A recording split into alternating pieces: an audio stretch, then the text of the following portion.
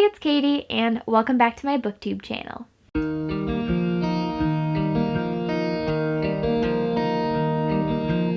You guys probably can't tell because my shelves look relatively the same. They shifted a little bit, but I actually moved within the last week, so I am in a completely different office space for this video, so it's kind of weird even though it looks the same to you guys, but I am back with a book review of To Kill a Kingdom by Alexandra Cristo. So this book is a nautical fantasy standalone, and I don't think I read a lot of fantasy standalones, but I really liked the last couple that I've read, including this one. So if you guys know of any other standalones, please let me know down below.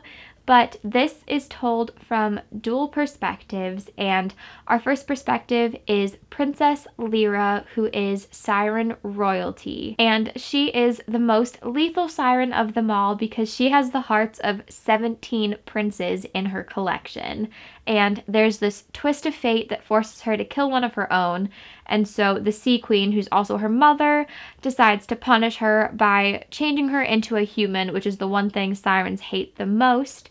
And she has until the winter solstice to get Prince Elion's heart and give it to the Sea Queen, or she will stay human forever. So our other perspective is Prince Elion, and he is the heir to the most powerful kingdom in the world. And he also hunts sirens, and he feels like this is his calling, and he would much rather do that and live his life on the ship in the ocean instead of doing all of his royal duties. But one day, Elion ends up rescuing a drowning woman, and she is more than what she appears to be. Something I didn't realize about this book until I read some of the blurbs on the back is that this is actually a dark, twisted Little Mermaid retelling, and I've actually never heard of a Little Mermaid retelling other than this one, and I really enjoyed that element. I love retellings, especially when they're like these classic princess stories that we grew up on, and I really enjoyed it. It's not like an overwhelming part of the story. There's like tons of moments that remind you of The Little Mermaid, but it's also very subtle, which I enjoyed. This is still like very much its own story and has its own plot line, which was really cool. And if you guys are on TikTok, or especially the book side of TikTok, you've probably seen this book. It's one of the more popular books that you hear about, and I actually really do think it's worth the hype. I had very high expectations going into this, and it definitely met those expectations. I also did include this in my 5-star predictions video, so I will hopefully remember to link that below. But I actually ended up giving this 4 stars instead of 5 stars, and that's only because I kind of revamped my rating system. So 5 stars, it has to be a book that I know 100% I'm going to reread, and I'm going to like think about nonstop, get fan art for, all of that. And even though I really, really did love this book, I'm not sure if I plan on rereading it. So I gave it 4 stars, but it's kind of like a 4.5. It's like right in the middle for me because I'm still on the fence about my rating for this one. But as you could tell, I definitely did enjoy it. The only other nautical book that I've read was Daughter of the Pirate King by Trisha Levenseller, which I loved. And this definitely gives similar vibes. I don't really know too many nautical reads, but they are so fun. It's one of my new obsessions and a new theme that I love finding books for. And I love the pirate vibe. It's so cool because you have so much action and banter and sarcasm and wit, and they're also kind of brutal, and it's just, I love all of those elements because in other books, those types of characters are usually my favorite, so I love having an entire book dedicated to those themes. To Kill a Kingdom is filled with action, and there's actually like a lot of lore and history to the world that you learn about. It's not overwhelming. It's not like they dump a whole bunch of information, but you do get to learn a lot about like the lore and all of this stuff, and it's actually really cool.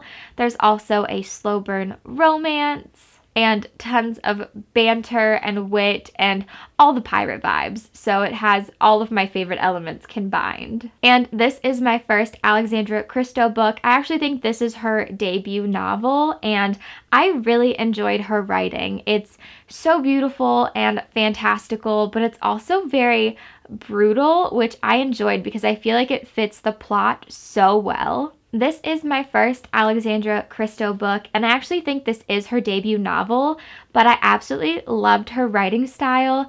It's beautiful and fantastical, but it's also very blunt and sometimes kind of grotesque, which I really enjoyed because I wasn't expecting it, but it totally matches the plot, and I just thought it was brilliant. I really loved that it was still so imaginative and captivating, but it also had that like pirate bluntness, and it was just such a good combination. One of my favorite parts of this book was probably the first sentence of Lyra's perspective and also the first sentence of Elian's perspective.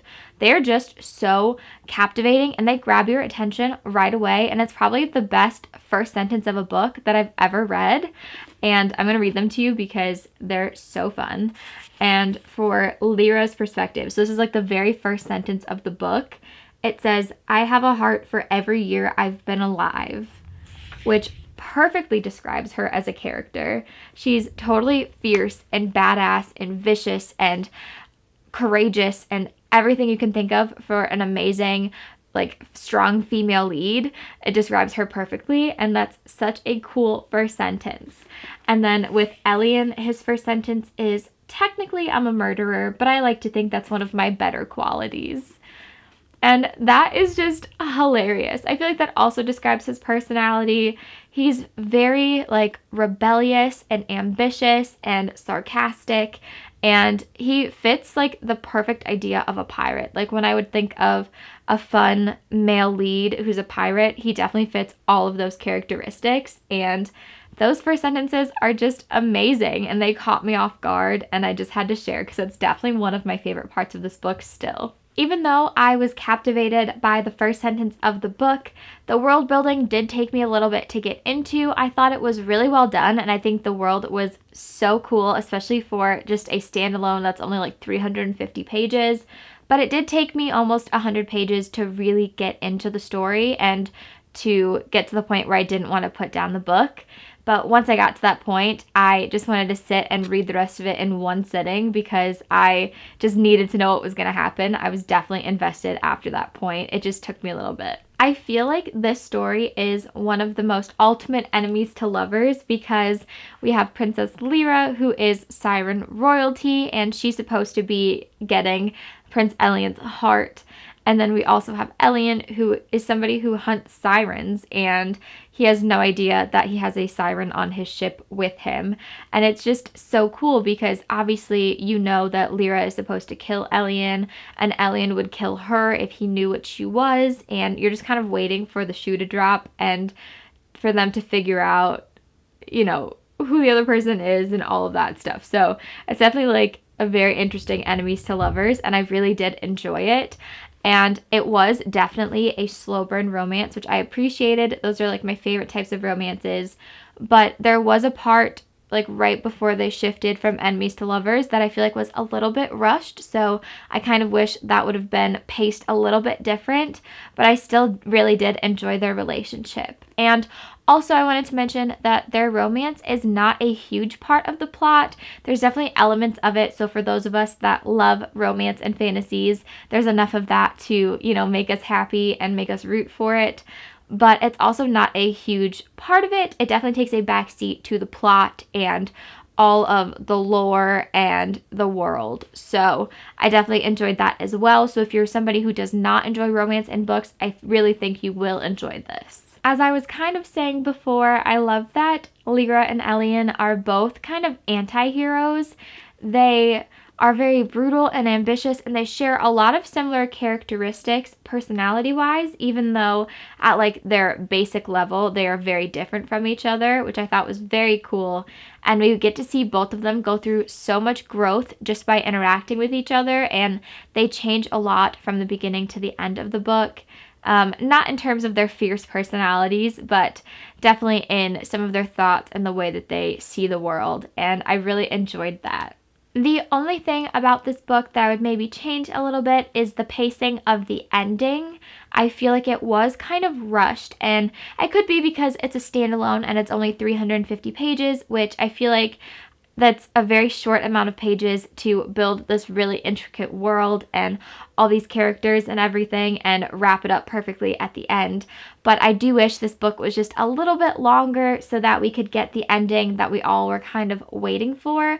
I still really did enjoy the ending. It was just a little fast-paced and it was a little abrupt for me. But overall, I absolutely loved this book and definitely lived up to the hype and all of my expectations, and I'm so glad because I've been wanting to read this book for so long after seeing it all over the book community. I would definitely recommend this book to anyone looking for a nautical book or a fantasy standalone or somebody who loves retellings, and also for anybody who wants fantasies that isn't romance heavy. I feel like this would also be a good book for you. And while I was looking up some information about this book, I saw that Alexandra Cristo is going to be releasing another book in the fall of 2022, and that is called Princess of Souls, and it actually takes place in the same world as To Kill a Kingdom. And this one, we get another retelling. It's an evil Rapunzel retelling, and it also includes like a twist on Greek mythology. So that is so cool. I love that she's sticking with the retelling theme, and I'm so excited to get another book in the same world, even if it's not with the same characters or anything. That's still so fun. I love when authors do that. And I've never seen a Rapunzel retelling. I might have already said that, but I'm so excited for that part. And I also love Greek mythology. I've mentioned that in a lot of my videos, I feel like. But even if I don't have a ton of knowledge about Greek mythology, that's usually something that always gets me invested in books. And so the fact that it has that element as well is so cool. And this is like a direct quote from the author, but she said this is an enemies to them having to snuggle for warmth. And that is one of my favorite, like, subtle tropes that we see in books. It reminds me of kind of the one bed trope, which is another one that I love. So I'm very excited to see how that comes into play because I feel like a lot of us really love that part of certain books. And Alexandra Cristo also said that there will be a lot of To Kill a Kingdom Easter eggs in Princess of Souls. And so I am so excited. I hope you guys are too. If you enjoyed this book, you should definitely check that one out. I have no idea really what it's about other than the little blurb that I just told you. She actually just announced it at the beginning of May, I think. So it's a very new announcement, but I'm so excited. I love when, like, right after I finally get to a book, an author is announcing something else in that same world because I don't feel as behind anymore. I feel like I finally have something to look forward to. So I'm very excited. And hopefully this review helped you decide whether or not you should pick up To Kill a Kingdom.